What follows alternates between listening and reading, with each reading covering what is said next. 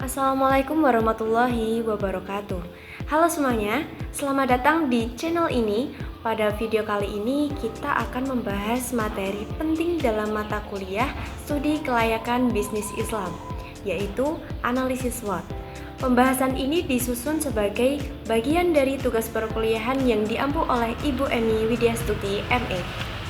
Melalui video ini, kita akan mengulas bagaimana analisis SWOT digunakan dalam menilai kekuatan, kelemahan, peluang, dan ancaman sebuah bisnis, khususnya dalam perspektif ekonomi dan prinsip-prinsip bisnis Islam. Sebelum pembahasan dimulai, izinkan saya untuk memperkenalkan anggota kelompok. Dengan saya sendiri, Miftahul Jannah, dengan NIM belakang 179, dan teman saya Dumitri Wahyuningsi dengan NIM belakang 198. Yuk langsung kita mulai ke pembahasan. Yang pertama ada latar belakang. Analisis SWOT merupakan alat penting bagi perusahaan untuk memahami kondisi internal maupun eksternal dalam menghadapi persaingan bisnis yang semakin ketat. Dengan mengidentifikasi kekuatan, kelemahan, peluang, dan ancaman, perusahaan dapat mengevaluasi posisinya secara objektif di tengah perkembangan teknologi, perubahan perilaku konsumen, dan dinamika pasar global. Pemahaman yang baik tentang SWOT membantu pelaku bisnis maupun mahasiswa dalam menyusun strategi yang tepat sehingga keputusan yang diambil lebih terarah dan mampu mendukung perkembangan usaha. Apa sih analisis SWOT itu? Analisis SWOT merupakan singkatan dari 4 kata kunci, yaitu strength, weakness, opportunity, dan threats. Analisis ini bersifat deskriptif dan subjektif. Hasil yang diberikan oleh orang yang berbeda dan satu organisasi bisa bervariasi, dan hal ini sangat wajar. Hasil akhir dari analisis SWOT adalah berupa arahan atau rekomendasi. Analisis SWOT adalah instrumen sistematis untuk mengidentifikasi berbagai faktor dengan fokus pada logika, memaksimalkan kekuatan dan peluang, sekaligus meminimalkan kelemahan dan ancaman, sehingga hasil akhir menjadi dasar bagi perencanaan strategis perusahaan. Selanjutnya ada langkah menyusun analisis SWOT. Mulai dengan mengidentifikasi kekuatan dan kelemahan internal perusahaan. Selanjutnya, identifikasi peluang dan ancaman eksternal yang mungkin mempengaruhi perusahaan. Peluang adalah faktor yang dapat membantu perusahaan memperluas bisnis mereka. Sedangkan ancaman adalah faktor yang dapat membatasi kinerja perusahaan. Selanjutnya, setelah faktor internal dan eksternal diidentifikasi, buat matriks SWOT dengan menempatkan faktor kekuatan, kelemahan, peluang, dan ancaman dalam tabel. Setelah matriks SWOT selesai dibuat, analisis faktor-faktor dalam matriks dan tentukan tindakan yang perlu diambil untuk memperkuat posisi perusahaan. Yang terakhir, merancang strategi yang mengintegrasikan hasil analisis SWOT dan memastikan bahwa perusahaan memanfaatkan kekuatan, mengatasi kelemahan, memanfaatkan peluang, dan mengatasi ancaman mereka. Materi yang selanjutnya adalah manfaat analisis SWOT. Jadi untuk manfaatnya sendiri, yang pertama adalah mengatasi masalah internal organisasi. Nah, setiap organisasi sendiri ini pastinya kan memiliki masalah internal. Jadi dengan adanya analisis SWOT ini dapat membantu organisasi ini untuk menemukan masalah dan upaya untuk menyelesaikannya. Yang kedua, memperluas jaringan dan menambah relasi. Jadi setiap organisasi itu juga perlu dan penting banget membangun relasi dengan pihak lain. Hal ini dilakukan untuk memperkuat strategi dalam menghadapi persaingan yang semakin ketat.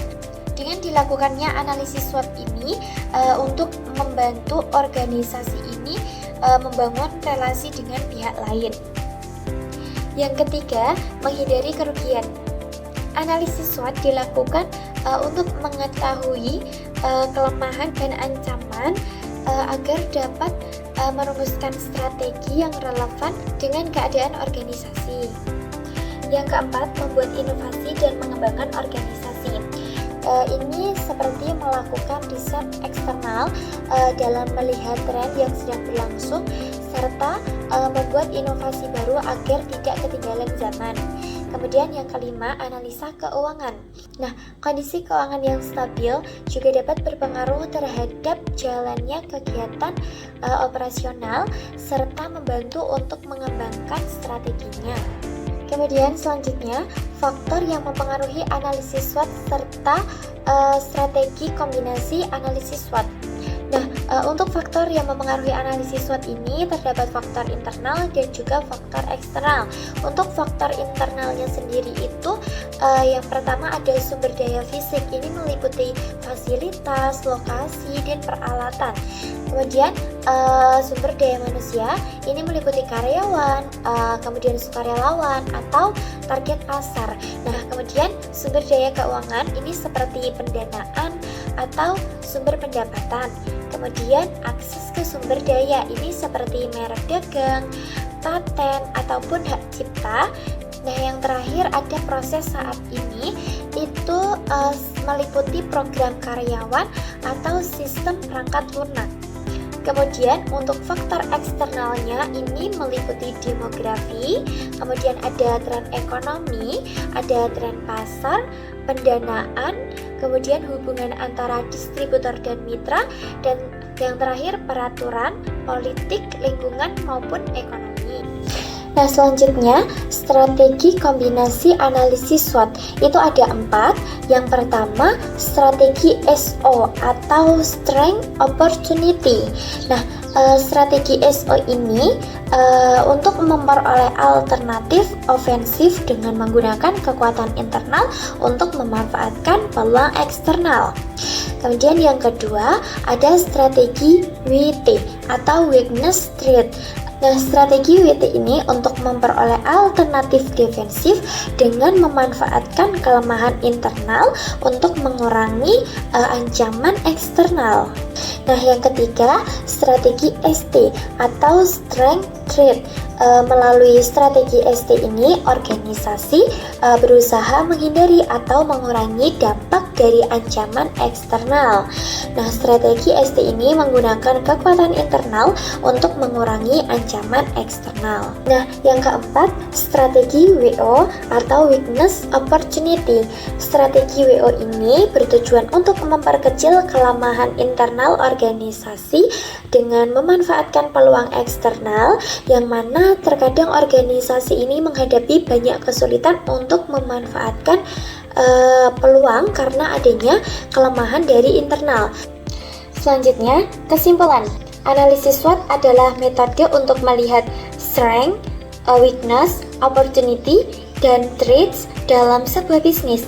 Cara ini membantu perusahaan dalam memahami apa saja yang sudah berjalan, apa yang perlu diperbaiki, peluang apa yang bisa dimanfaatkan, serta ancaman apa yang harus diwaspadai. Hasil dari analisis SWOT tidak memberi solusi langsung, tetapi memberikan arahan atau rekomendasi strategi. Nah, tujuannya adalah agar perusahaan bisa memaksimalkan kekuatannya, memanfaatkan peluang, memperbaiki kelemahan, dan menghindari ancaman agar bisnis dapat berjalan dengan baik. Demikian pembahasan mengenai analisis SWOT dalam konteks studi kelayakan bisnis Islam.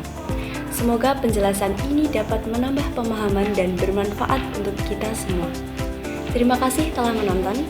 Jangan lupa untuk like, komen, dan subscribe. Wassalamualaikum warahmatullahi wabarakatuh.